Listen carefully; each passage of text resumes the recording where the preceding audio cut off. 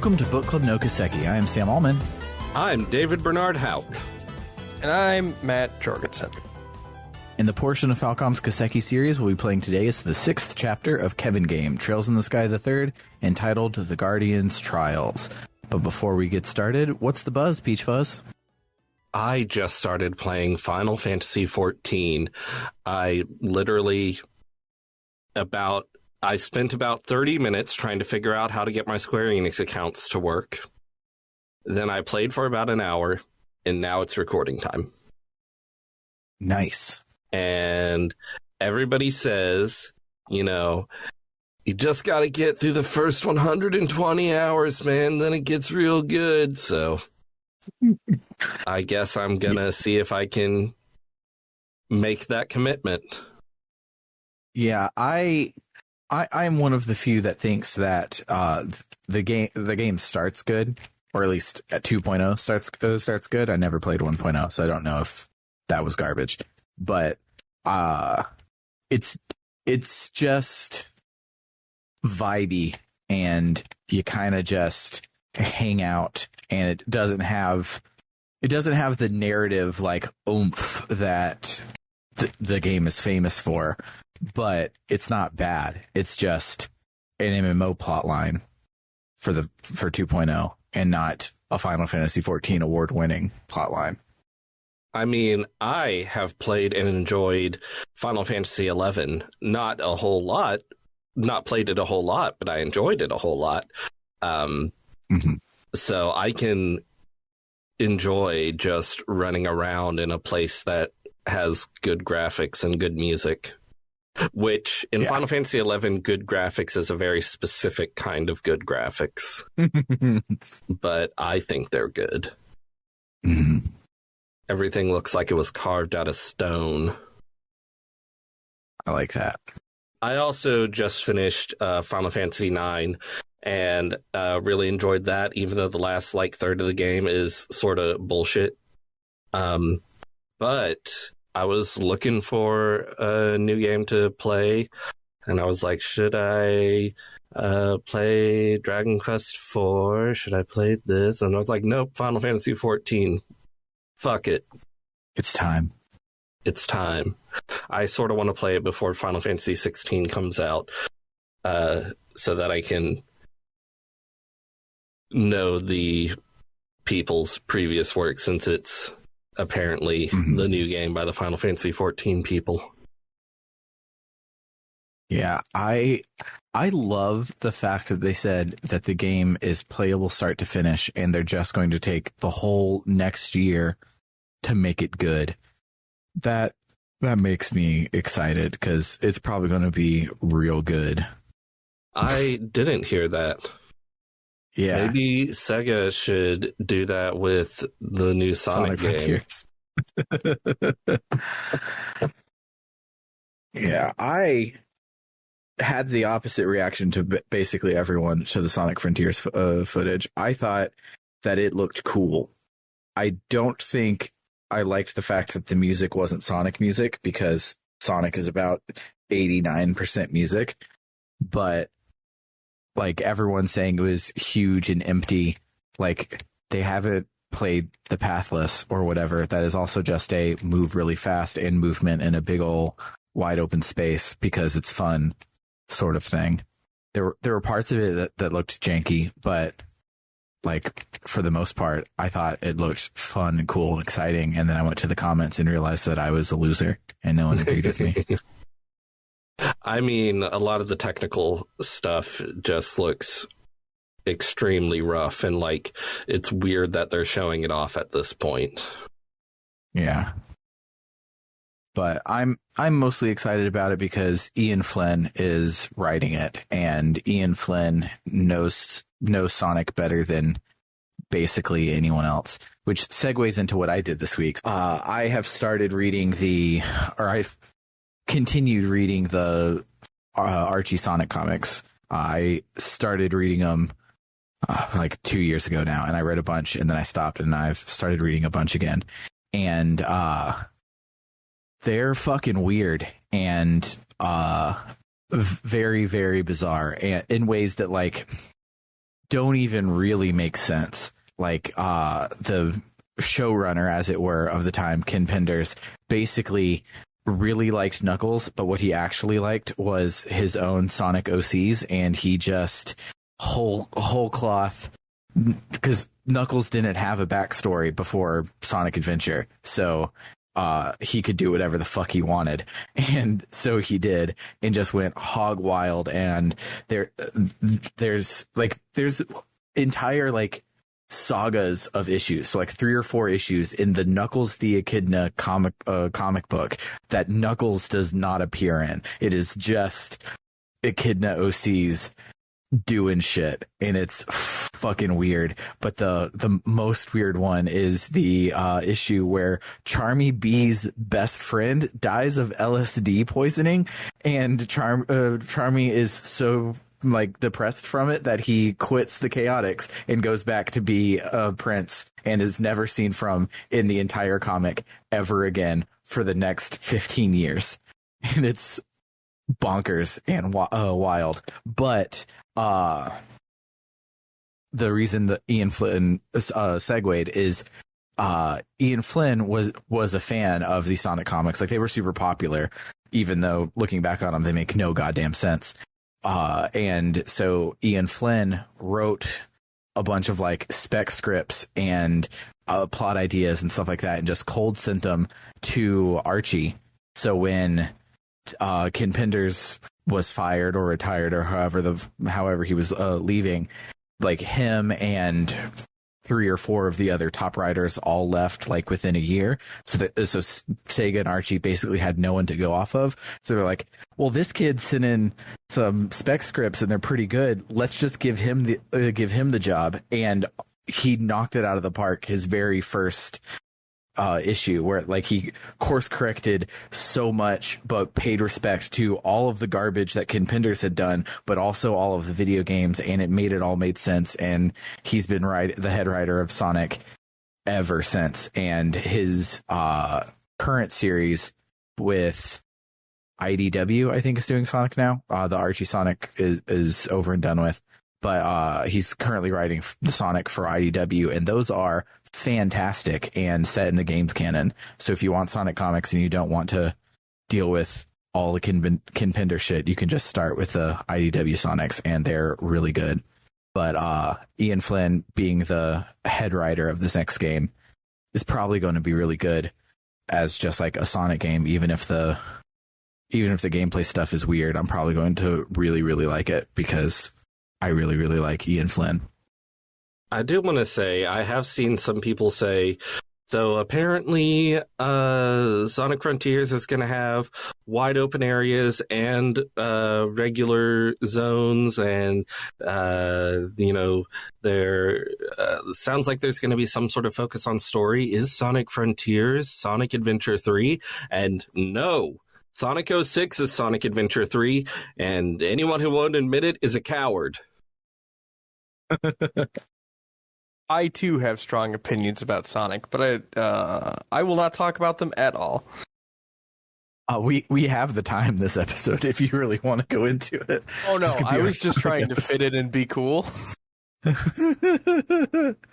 My strong opinions about Sonic are the Cho raising thing from the Sonic Game Boy Advance games was pretty neat. Nice. Yeah, Sonic is what taught me how to draw and write stories back in the day. I made a really, really super terrible comic strip with my brother called Big Red and Lil Blue that starred Knuckles and Sonic respectively, but not Tails. It starred Loser Man, which was Tails, but with a cape instead of 2 tails, because we couldn't draw Tails. So it was bad, but I have a huge soft spot for Sonic.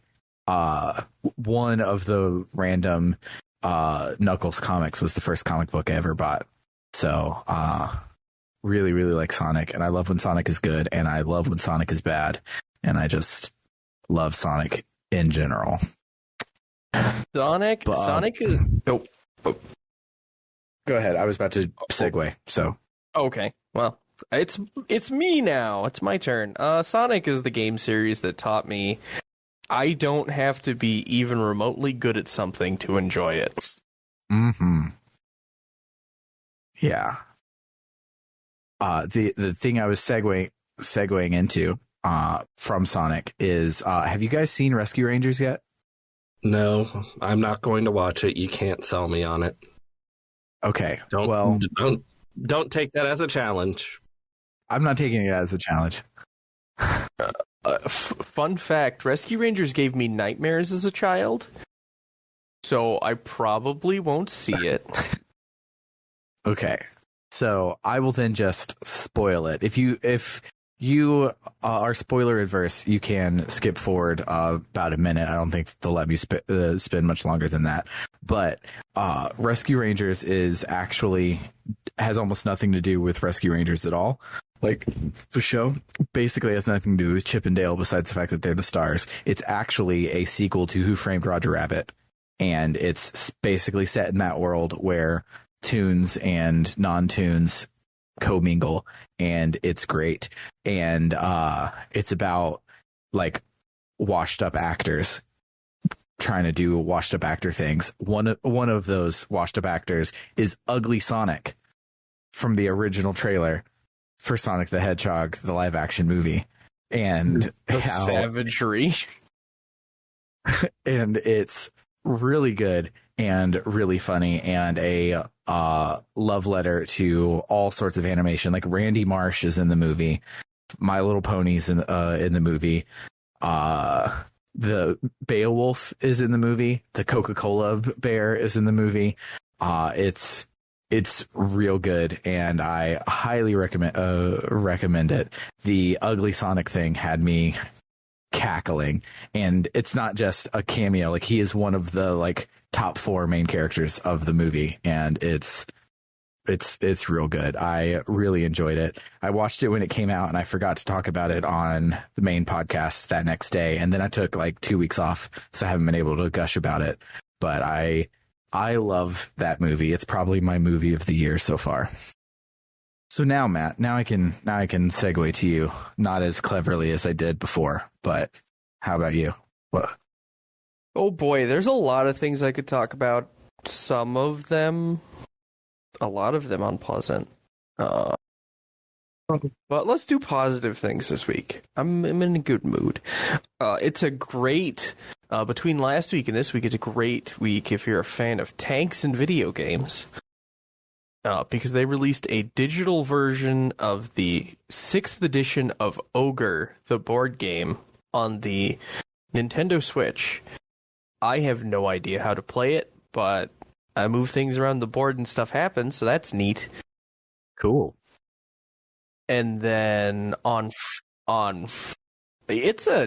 is apparently like one of the big board games, air quotes, big board games from like the 70s and 80s, when like the boutique style board game was like getting its feet under it, but long before it hit mainstream. So like I have literally spent more time watching YouTube videos on the history of that board game than actually trying to learn how to play it. And then let's see. Today is well, doesn't matter what today is because you'll be hearing it a different time than that probably anyway. June 10th. Put it in your calendars, folks. That's when the new Metal Max game comes out. Hell yeah. I'm very excited. It is a strange game because it's not coming to PS5. It is coming to PS4 and Switch. And it is a remake of the original game, not the first one, Metal Max Xeno. So this one is called Metal Max Xeno Reborn. It is a remake of Metal Max Xeno, which also came out on the PS4. So I don't know. I don't know why. I don't know why they decided to remake it. but I am not going to look a gift horse in the mouth. It looks rad. Please buy that game. I played a little bit of the original PS4 one, which the original PS4 was a port of the Vita game. It was a Vita game first. So that's why it went to PS4 as just a port, but now it's going to PS4 as a remake. So that makes sense. It's still silly that the remake is on the same console as the original version, but that whole game series has like a weird history of doing very silly things in kind of brilliant ways. If any of y'all want to track me down on the Twitter birds, pretty much all this week I'm going to be bouncing between Metal Max games and just word vomiting my thoughts on it, which should be a good, if incoherent, time. Awesome. Anything else anyone wants to say before we start talking about this quote-unquote plot, this chapter? I don't know. We better hurry and get to the plot so that we don't run out of time. Cool. All right, let's listen to some Kevin music and talk about our Kevin plot.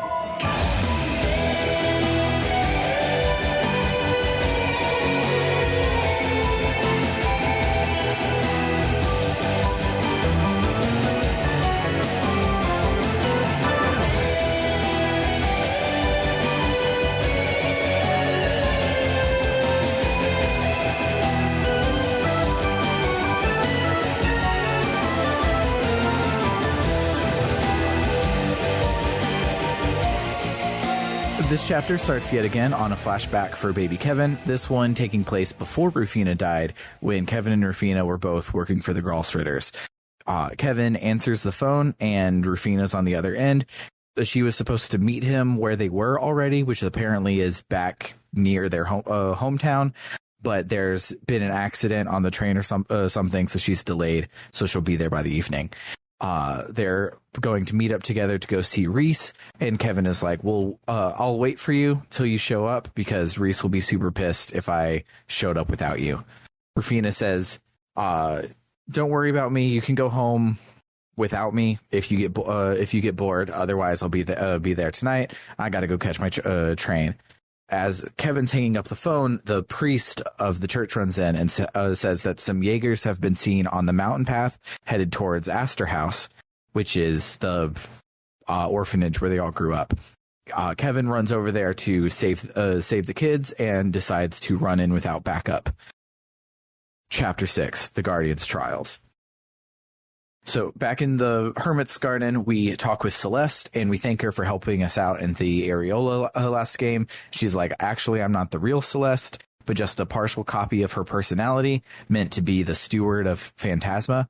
She explains that Phantasma is a subsystem for the Areola that incorporates and processes the will of LibreArch's populace, which is dumb and confusing, but it was a world designed to...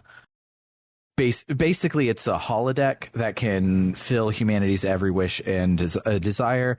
It's like the virtual component to the Areola's like actual reality warping stuff that it can do.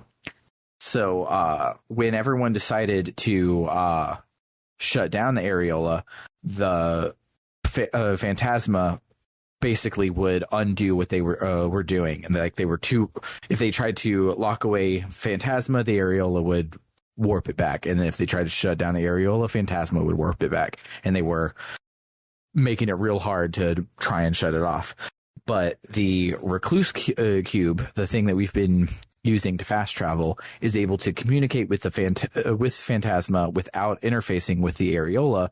So Celeste made a copy of herself through the cube to go into Phantasma in the Hermit's Garden and sabotage it long enough so that the real Celeste could lock away the Areola in the real world. I think it's so many times Celeste will say something, the character will be like, that doesn't make any sense. So she says something that's even more nonsense, and they're like, got it. And I don't. But I'm pretty certain that that's close enough to what's actually happening. After her job was completed, she fell into a deep sleep, and she only recently awoke when the areola disappeared at the end of the last game, and then the Lord of Phantasma showed up to start messing with stuff. So he is a new development. He is not the actual Lord of anything. He's just somebody that went in and started fucking with stuff. When he showed up, he stole power from Celeste and turned Phantasma into a super dungeon. Because if you think about it, it would be really stupid for the holodeck to be a super dungeon normally. Like, imagine if you were like, oh, I just want to like see my dad again. Let me log into the Phantasma and then battle through the 7 layers of hell just to get to the thing. Like, obviously, that's not how it would normally be. That's just how it is now. And Celeste says that there are 7 planes, and we're on the 6th one currently. So once we finish this one, we can put a stop to everything and go and face down the Lord of Phantasma. And everyone's like, so, but if we're putting a stop to him, like, what is he even after? And then Kevin shows up because, as you remember, he was out cold for last chapter. He shows up and he's like, he's up to stuff. And we're like, oh, cool. What's he doing? And he's like, I don't know, but I know who did it. And they're like, okay, who is the Lord of Phantasma? And Kevin says he's a cunning, arrogant, cold-hearted son of a bitch who doesn't even see people as people. And everyone's like, okay, but yeah, what's their name? And Kevin's like, I'm going to tell you later, because dramatic pause. I think that I'm right, but I want to make sure that I am. So I'm not even going to tell you my guess, because I think we're going to find out soon enough. And we're like, whatever. Let's just go play a JRPG. Kevin apologizes for worrying Reese last week, and she asks him to promise one thing, to not do anything that would make Rufina sad. And Kevin's like, okay. Ouch. So we now get to make our party. Did you guys mix up your party a lot, or did you just pick one third person since the fourth person was rotating for all of the various things? If I recall correctly, I don't believe you need to bring Reese with you. I think she's optional. But I feel like I feel like she wasn't optional on mine, but the Let's Play definitely brought other people. But I feel like she was already in my party and grayed out when I went to do it. I don't know. I definitely took her, and I pretty much took Estelle with me wherever I went, because my Estelle is really good. She's good at heals. I know all her crafts. I also took Estelle because she's the main character. She is. That's why I always play as Mario in Mario Kart. What about you, Matt? Did you take anyone in particular, or did you mix it up? As I recall, I'm struggling with this section, actually.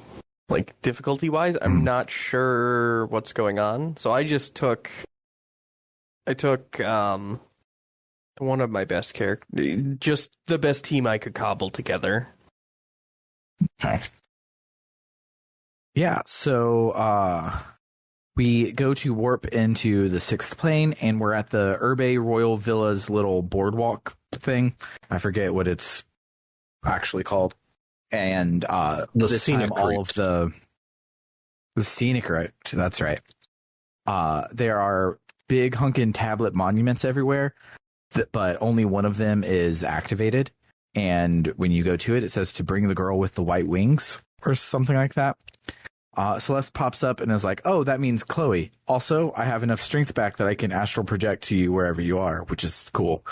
So we warp back to get Chloe from the garden and then return to the tablet and place our hands upon it.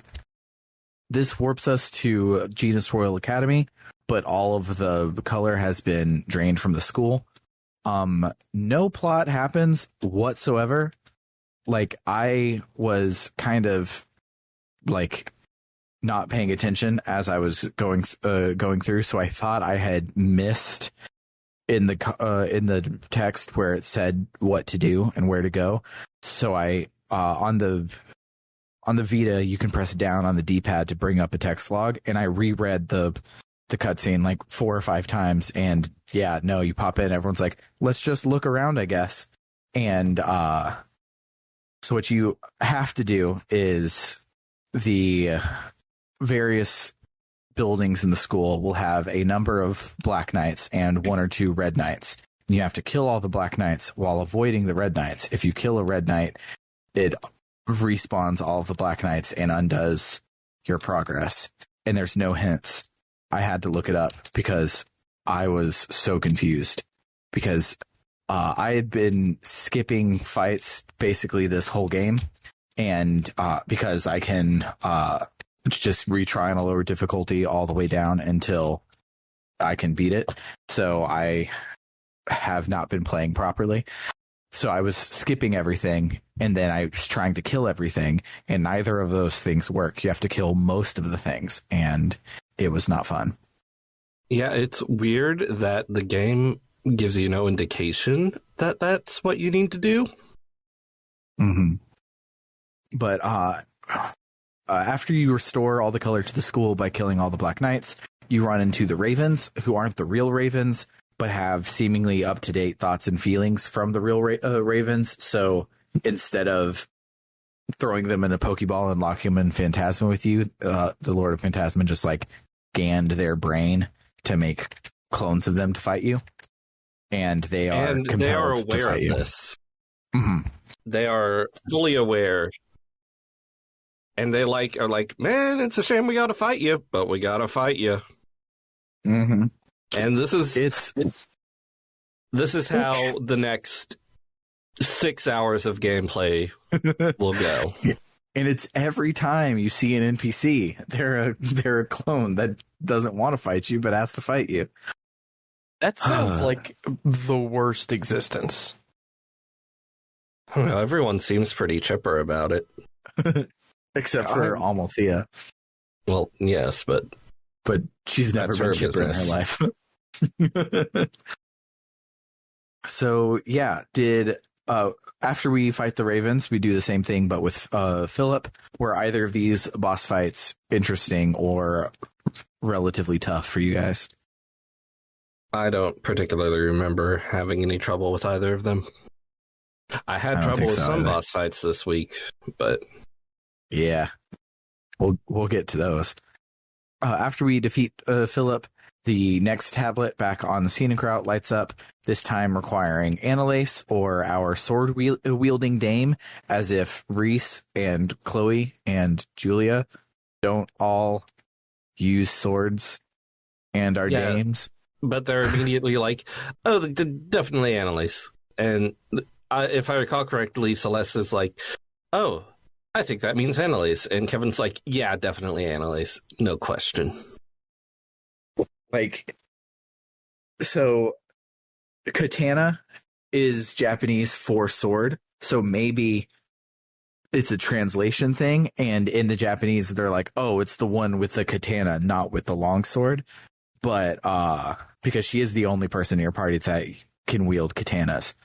But it's still stupid.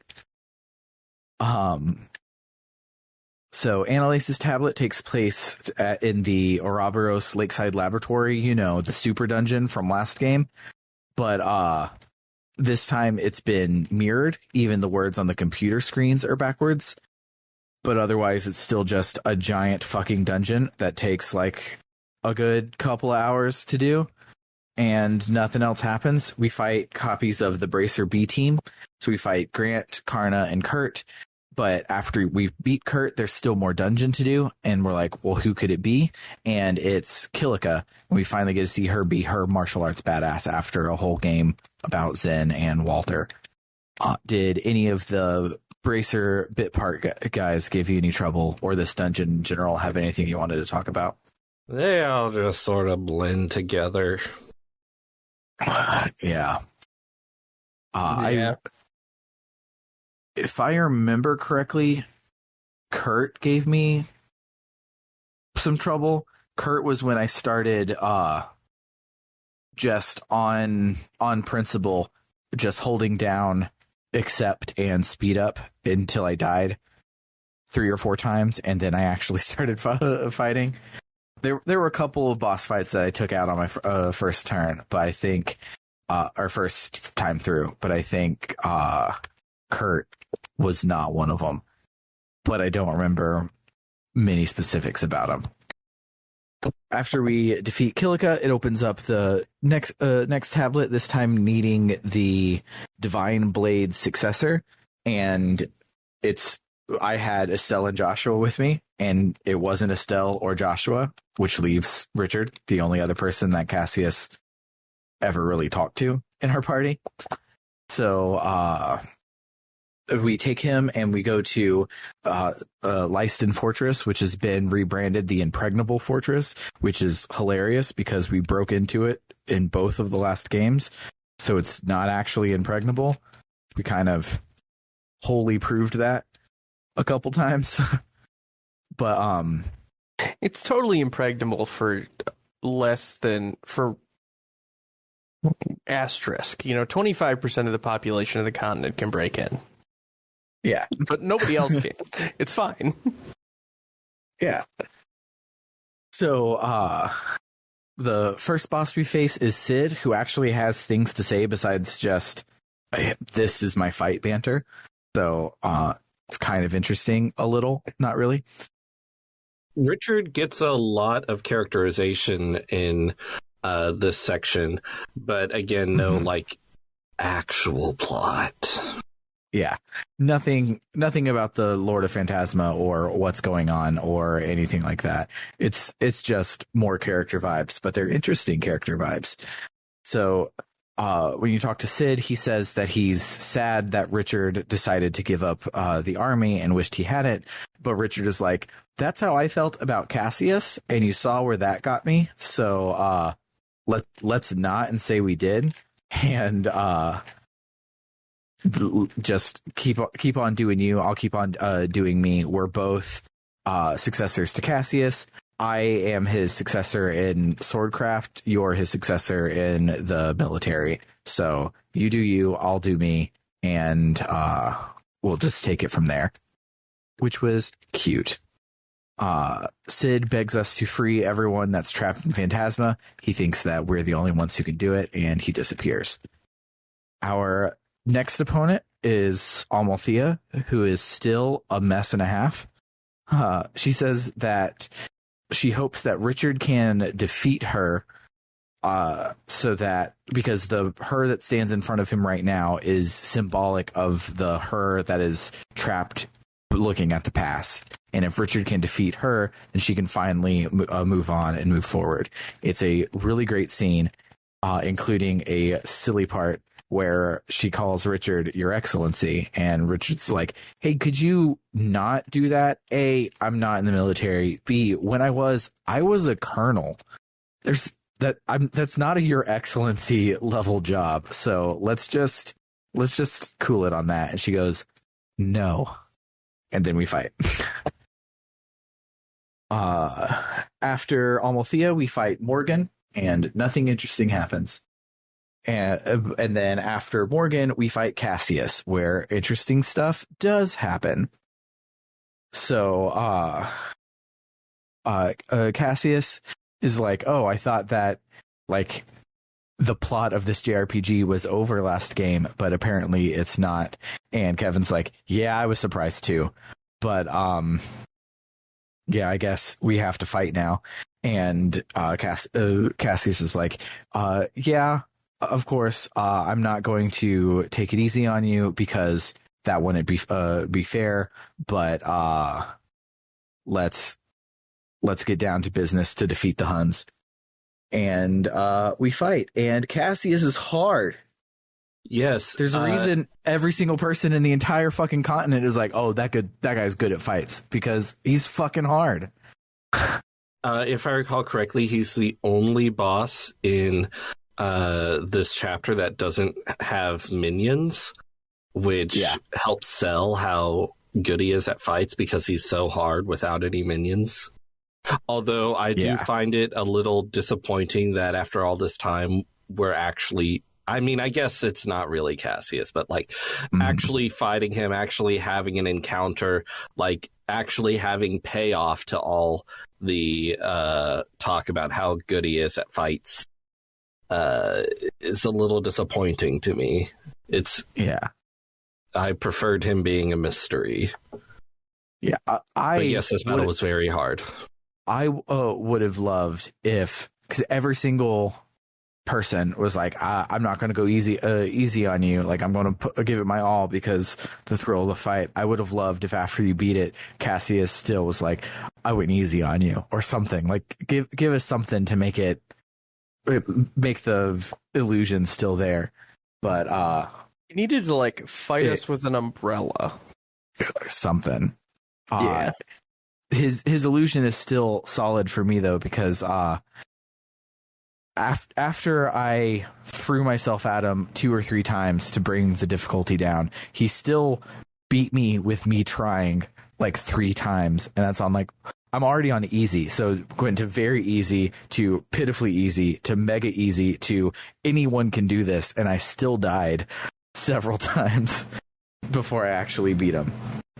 It was real hard and real good.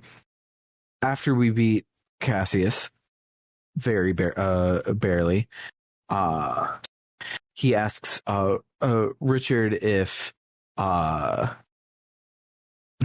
he's been able to set aside his hesitations, and Richard is like, I believe so. I'm quitting the military and I'm not going to be doing military stuff, but I won't give up the sword, and I'll still be a good swords braster for the rest of my life. And Cassius is like, sounds good. I wish you would have come back to the army just so I could have made you do everything, because I don't want to work anymore, which is great.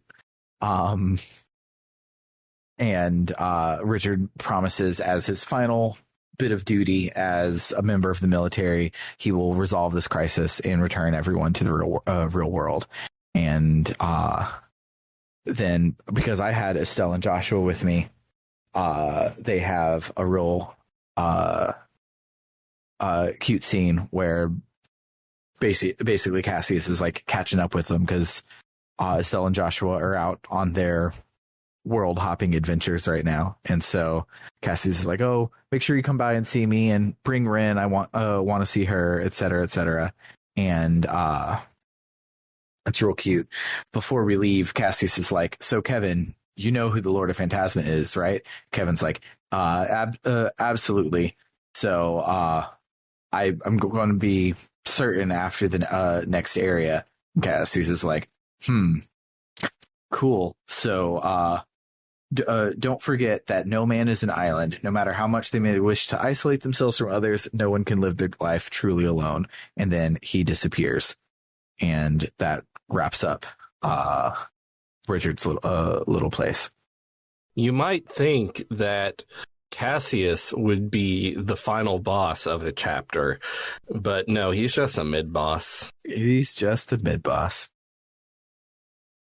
So after this, the last one, so the tablets have all been, I am the Lord of Phantasma, and I say that to defeat this trial, you have to bring so-and-so.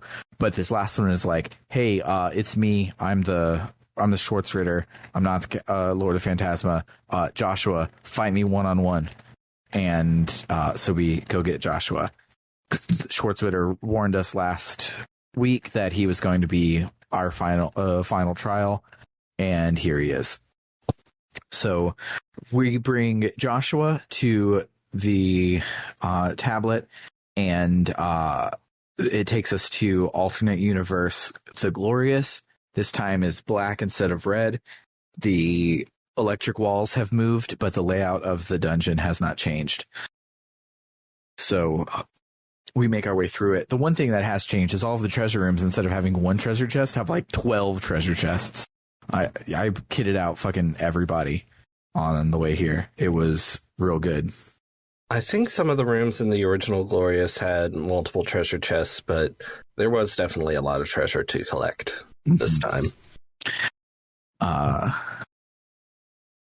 So when you there's another scene with Gilbert partway through. He's locked in the brig, and he's like, leave me alone. I don't even want to be here. And Estella's like, dude, just stop. Like, you're not hard. We've never thought you were hard. You're not cool. You're not awesome. You stop with this I'm a cool, awesome, hard ass vibe that you're trying to put on, and just ask us for help to get you out of the thing. He's like, well, I don't want help anyways. So we go and we unlock him out of his out of the cell that he's in. He's like, fine, here's my key card. It worked on the old Glorious. It'll probably work on this one. But next time we meet, we're going to be enemies again. And they're like, yeah, whatever.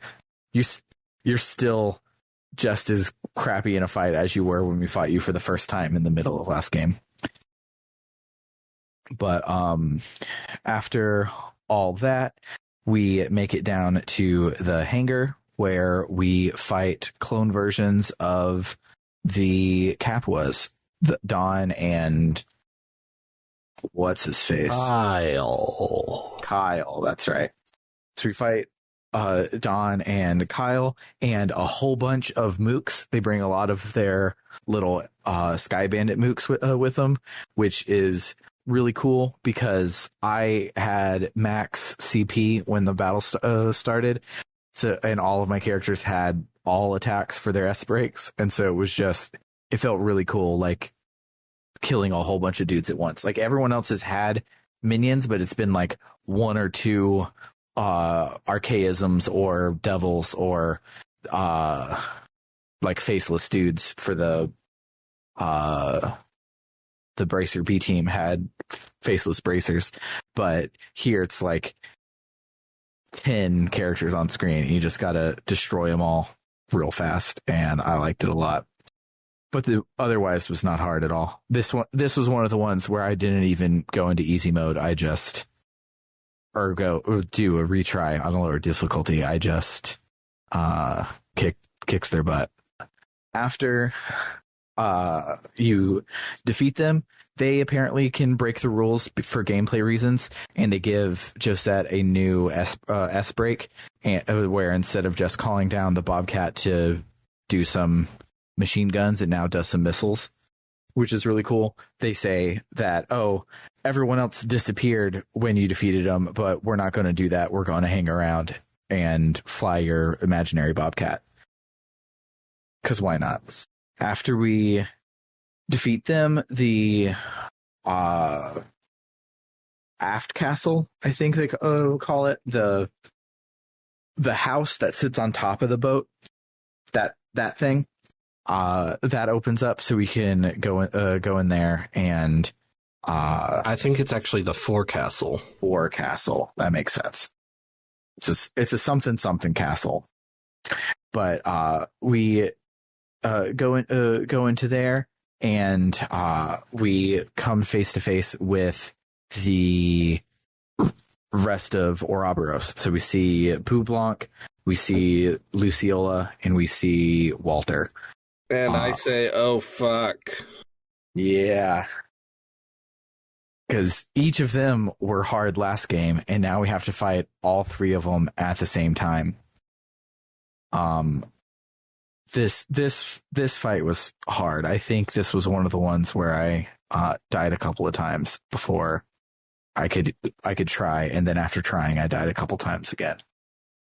It took me one retry to do it. It was very hard.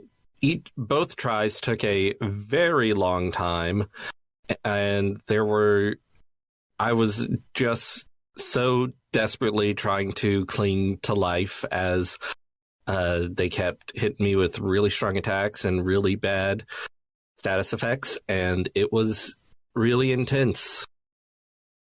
Sorry, I thought you were talking longer, so I put a snack in my mouth. Give me a second. I think this is where I ran into issues. I think this is the fight, right? I think I ended up having to restart this fight like 9 times. Or the snack was a Tootsie Roll. It's really chewy. I don't know why. That was a really bad idea to try and sneak that in during a podcast. Yeah, I don't know why. It was the last one in my little tube of Tootsie Rolls, and I'm like, that sounds great right now because I'm stupid. Anywho, so when we fight them, they have some words with Joshua about him being from Ouroboros too, but I don't remember it being super interesting or developmental or anything. It just they have beef, so they talk about their beef. But yeah, they disappear, and a warp circle shows up behind them for us to go and finally finish this chapter. When we warp in, we are in a place that is not from the Glorious. We are in the endless staircase from Super Mario 64, and everyone's like, "Oh, the Schwarzwitter made this for us to have a big place to fight." And Kevin does a backwards long jump. He does, and and, well, we get up to the top, and the Schwarzritter is there, and it's like, so Joshua, I bet you didn't think it would beat me. And Joshua was like, yeah, why are you wearing the mask? And Schwarzritter's like, oh, well, the Lord of Phantasma wants me to, so what other reason could there be? And Josh was like, he's like, that sounds like bullshit. And everyone's like, so Joshua, who is this person that has the white hair? When finding the only person on the continent with white hair besides Shara was a big plot point. Who could this be? And Josh was like, I'll show you after I beat the shit out of him and rip his mask off. So the Schwarzritter is like, okay, well, let's fight then. And we're like, okay, cool. And he calls in Leiwei's big mech from last game. So if you haven't figured it out, if you haven't figured it out, you're probably not going to figure it out from this, because you're not paying much attention. Yeah. So this fight is hard. I had to retry on this one as well. Yeah, it was real hard. And the only reason it wasn't hard is defeating, like, the thing that made it not like impossible for me is when you defeat Ouroboros, the fountain in the Hermit's Garden refills. So I warped back there, checked it, got full CP, so I could start by denying him all of his good turns and using a whole bunch of S-crafts to get it started. And I still think I was like on like 3 tries deep when I finally was able to kill him. But thankfully, so he can split off his into different pieces, but those pieces you don't have to actually kill. So so like I moused over one or D-padded over one, and I pressed square to bring up its information, and it has the same amount of health as like a fully healed Leiwei. And I'm like, oh shit, like this is gonna suck. Like, do I have to be better enough at the game where I can kill a whole one before it can spawn a second one? But no, if you kill the original, all of them die. Thank God. Or this would have been even fucking harder. But it was. So what made this fight very hard for me was that I was trying to take out the mech first, because the mech hits really hard. But then once you get the mech's health down a ways, Leiwei starts healing it, and I would like be trying to impede his heal arts, but sometimes he would just do one. He would just like start one, then do it right away. And I'm like, that's cheating, man. Mm-hmm. Yeah, and the mech hits really hard, but it has to charge to do all of its things. But it's immune to impede skills. Yes, the mech is immune to impede. Which is fucking stupid. And it makes me so mad. Yeah, every time in these games when something starts charging and I try to impede and it doesn't work, I get so angry.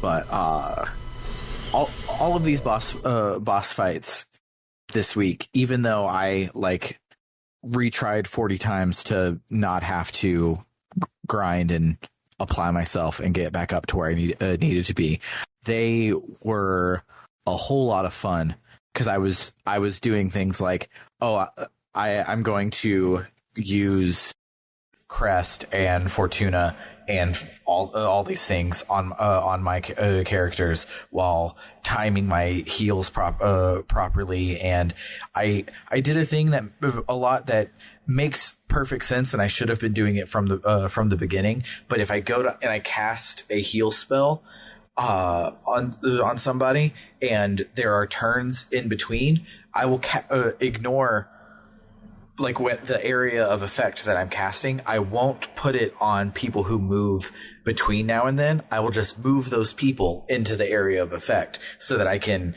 get the max out of it. So if everybody's kind of spread out, but Estelle and Joshua move before the thing will go off, I'll just move them over to Reese's position so that I heal Reese and it gets everybody.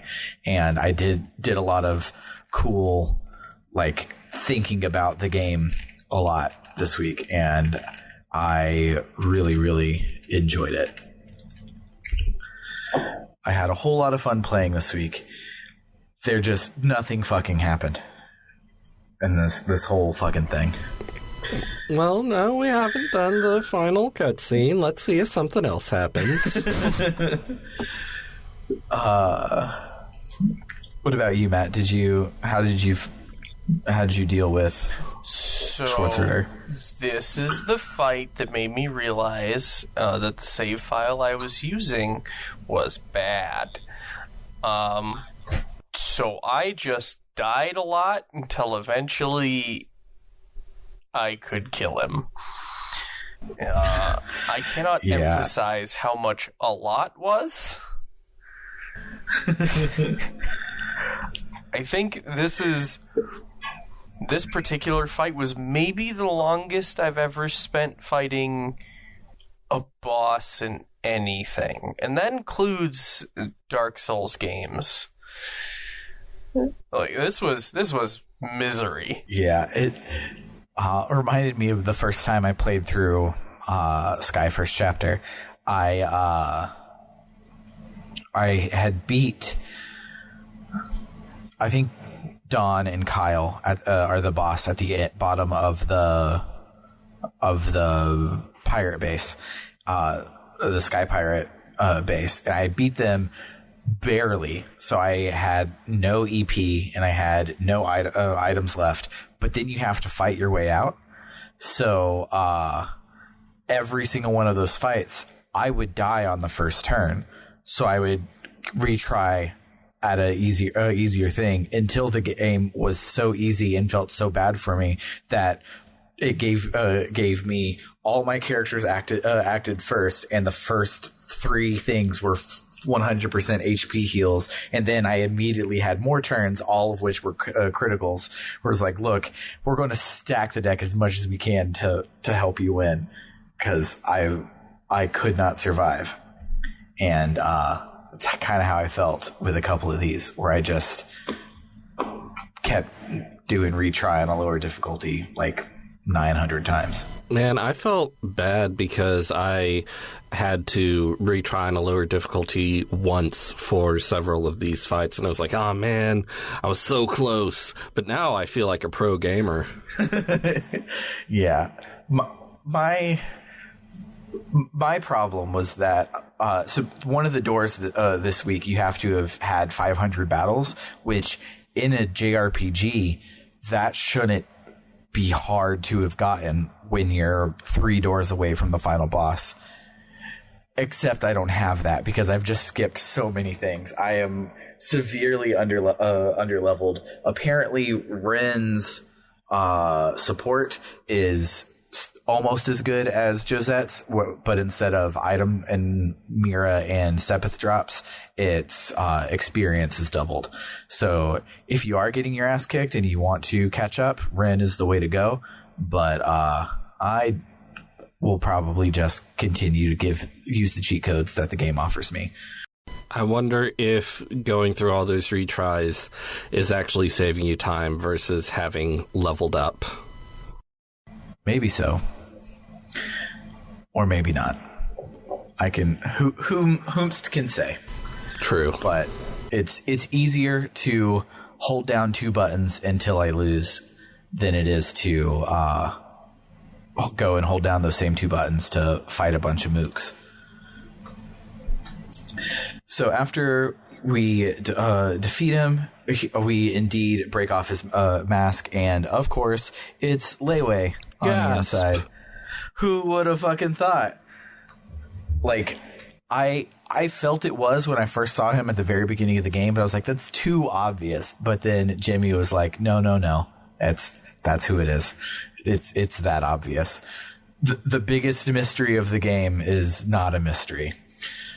So it made me think of when Skullface from Metal Gear Solid 5 wears the little domino mask just to look cool, but it's still amazingly clear who it is. Yes. So Leeway is like, Joshua, I never thought I'd be so lucky to see you again. And Josh was like, I was regretting this because I thought I'd have to go through the pain of losing you for a second time. So I pretended I had no idea who you were this whole time to avoid it. And this world is based on the real people who come here's like thoughts and feelings. You're basically only here because I'm here, and you're only in this whole getup because I didn't want it to be you. And yeah, you basically haven't been real this whole time, which is pretty cool. That at least is a development I didn't see coming. I thought Leeway was going to be like Frankenstein back from the dead somehow for the Lord of Phantasma or whatever, but no, it's just another figment of everyone's imagination. But because Joshua is still healing, it had superpowers that the rest of them didn't, which is pretty cool. There's a big long like emotional back and forth, and at the end Joshua is like, I thought I would be sad having to say goodbye to you for a second time, but actually I didn't get to say goodbye to you the first time because we were doing fights and we had to escape. So now I like actually have closure and things are great, and it's very sweet.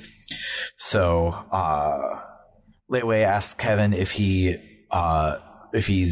confident now that he knows who the final boss is going to be, and Kevin says yep, but he still won't tell us. So he's like, okay, well, I'm going to disappear now because I was just another guardian like everyone else was. So even I am not important, like how Cassius was just a mid boss. I am also just a mid boss, and bye guys. And he disappears.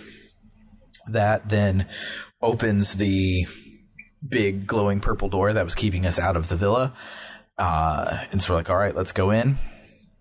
But instead of the villa, there's mist there. So we have to walk through the mist, and it's going to take us to somewhere else like it did before. It's going to take us to a Dark Souls boss. Yeah. So we walk through the mist, and but yeah, we make it through the mist, and it is Astor House, where Kevin and Rufina and Reese were all orphans. And Kevin is like, I fucking knew it. Welcome home, guys. End of the chapter. The next chapter is super short, and I think it's probably going to be just the cutscene. So we'll probably do the next chapter and catch up on a bunch of doors, because I didn't prepare any of the doors to talk about this week, because this was like 9 hours of video game. It was 3 of the final dungeons taped together, and it was big. So yeah, I did not have time to do any doors. So this is a very short episode. We were expecting it to be the longest one because we saw how long the chapter was, but it was all gameplay and not a lot of talking. So instead of cutting to the doors, let's cut to our Mim Moms and talk about any cute little bits that we had for this week.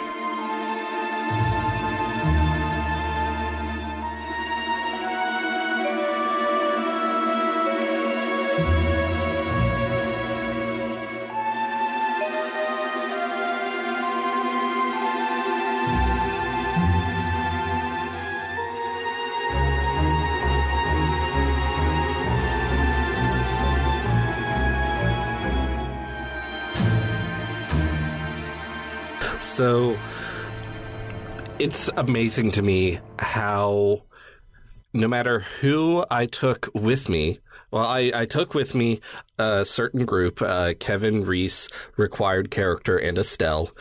But whenever I did the big scene at the end, they would just elegantly weave in lines from the optional characters, and it always felt like I had taken the canon group, even though I know if I'd taken Zen with me, there would have been a lot more dialogue with Kilika. It still felt perfectly natural having the party I did have.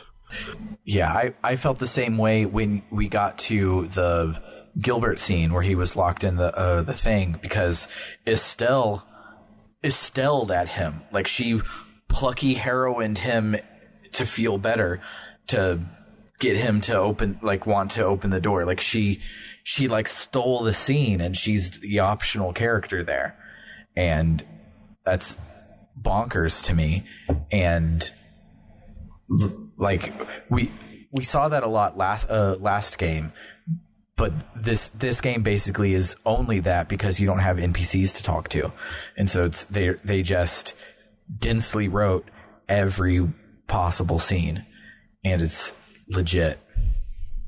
Yes, I did also like playing this chapter under a deadline was not great because it's so long, but I did like this chapter. I liked having just a bunch of little character moments strung together with a ridiculous boss rush, and the bosses were really fun to fight. Mm-hmm. Yeah, I never retried so much that I could just hold A to win against the bosses. All of my retries were to just get them down to my level, and every single one was so much fun to fight. Like, they all had interesting mechanics, since all of these were dudes that like have their own orbments and training and stuff. They all had S-crafts, and so you did not want to let any of them have a zero craft turn because they would fuck your shit up, and you had to deny them good turns, and you had to debuff them and buff yourself and interact with the game in a super cool way. And I very much liked it. Not a single one of them felt like they were just a damage sponge and you just had to burst through it. Like, they all had cool, interesting stuff to do. They didn't feel like they were just a damage sponge. They felt like a damage sponge that also has a lot of interesting stuff going on. Yeah. There were quite a few times where I was like, all right, let's kick some ass and take some names. Let's unload Kevin's fucking. Like, I told myself I would never use this weapon ever again, S-craft on them, and it doesn't even move their HP after doing like 10,000 damage. And I'm like, Well, shit. This is going to take a while. Yeah. So another thing I wish we weren't playing basically this whole game on a deadline, but especially this week, is the only NPCs in this game are your party members back at base camp, and their dialogue changes at least once a chapter. This chapter changed once a tablet, and one of the times that you go back, you can if you go to your party, Annalise, Tita, and Ren are all hanging out in the library, and they're talking about their favorite plushies, which is hilarious because Tita and Ren are 9 years old, so of course they have favorite plushies. Annalise is just a woman child who is obsessed with all of her plushies, and it was great. It made me cackle. I wish I would have been paying more attention to all of these all the way through the game, because I'm sure some of them are great. I mean, it's a Legend of Heroes game. There's going to be tons of great stuff that you're not going to see because it's impossible to 100% something like this if you want to see everything. Yeah, like I was saying earlier, the Let's Play has an entire alternate reality version of the Glorious Dungeon, because if you take Ren, she has so much stuff about her own unique dialogue and stuff like that, and you don't have enough party members to see all of that in one go. Like, you have to leave somebody else behind to even see that, so you have to play the game twice to see it, and that's basically par for the course here.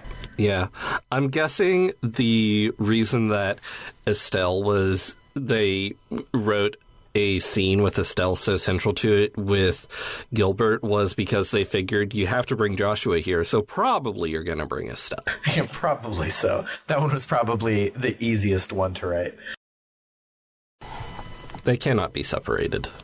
They cannot. But, yeah, what about you, Matt? Do you have any memoms you want to bring up? Unfortunately, this playthrough for me was and it's part of why I've been a little more quiet. I think I mentioned it last week, but my laptop died. For those of you listening along at home. So I wasn't using my save file. I was using a save file a buddy of mine found on the internet. Probably should have asked the buddies on this podcast, because they might have found me a better one. Yeah. So when my Vita almost died, like last week or week before, I got some from Bernard. So you could have probably got those and done that.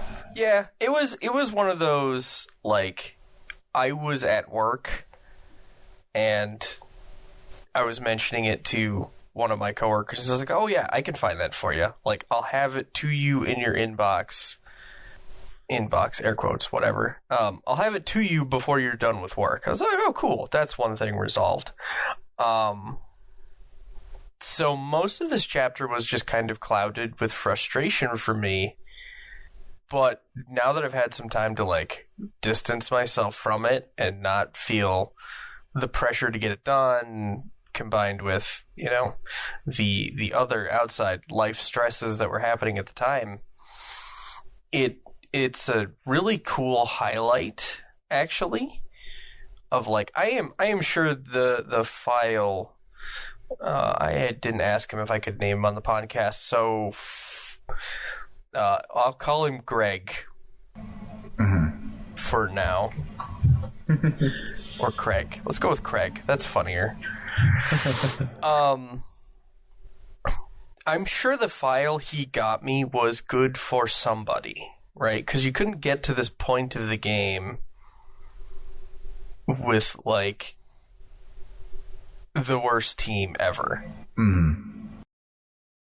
But especially listening over the course of this episode, I'm realizing, it wasn't that it was bad for me, because my team was built a certain way to capitalize on the certain things that I like after not just playing these games, but Trails of Cold Steel. Yeah. So, like, I've developed a play style for just these games, which is cool to think about, because the only other game I can think I've done that with, and it was an active choice, is Pokemon, right? Like, I'm going to use only poison types because they're cool and I'm edgy. But over the course of 9, I'm not going to do the math. All the Trails games I've played to this point, I've subconsciously, I like to put these kind of upgrades on these characters, and like it almost felt like somebody taking you to their house and asking you to make dinner in their kitchen,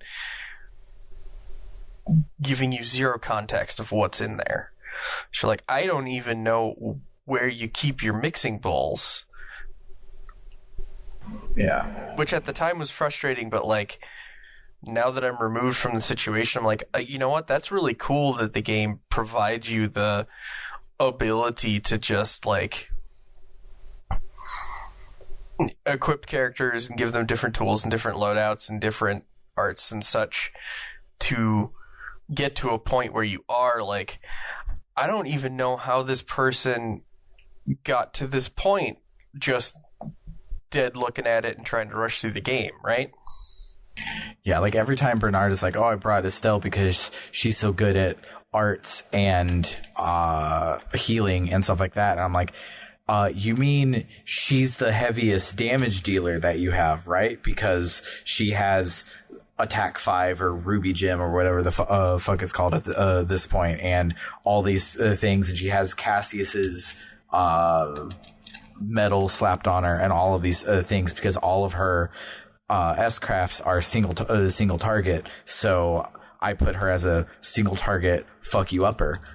So what do you mean that she does arts and heals and stuff? That's not Estelle. That's not her at all. But it's just because there's so much like expression you can do with this game that when I was using Bernard's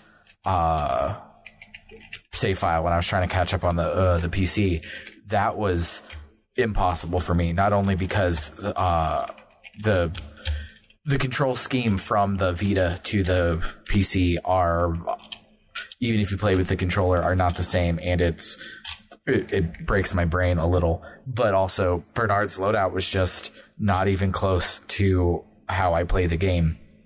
And that I think is the strongest part about the orbment system. It's like the sphere grid perfected. Like you can do so many things, and how they link together and all of this stuff is important, but like it actually does end up making each character very incredibly different. Well, and it's super cool, but at the same time, like we're in a unique position to like actively notice it, right? Because we're making a podcast and we're talking about it every week. Yeah, like this game starts with Kevin and Reese have an empty orbment, and you have, like every other game when you get somebody, they have an orbment and then you like build off of it. But here it was empty, and it basically was like these characters have no class. They have nothing to point you in either direction of how you should build them. And it was like fun and hard to decide what they would be good at and have to build out accordingly. And I like it a lot.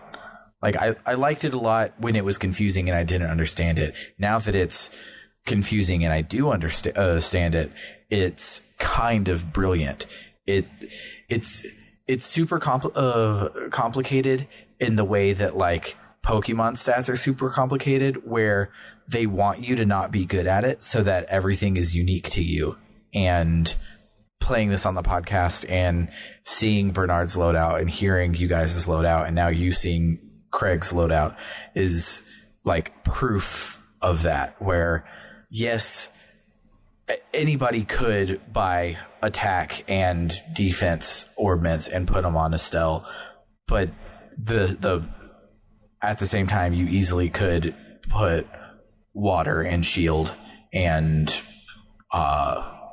wind stuff on Estelle and make her a healer, and it could go either way, and it's really cool. I just really like it. Pretty much all my guys are healers because I get hurt a lot.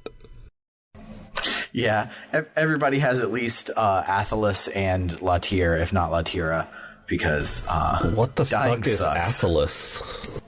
Athelas is the Phoenix Down level 2 spell. I don't think I've even gotten that.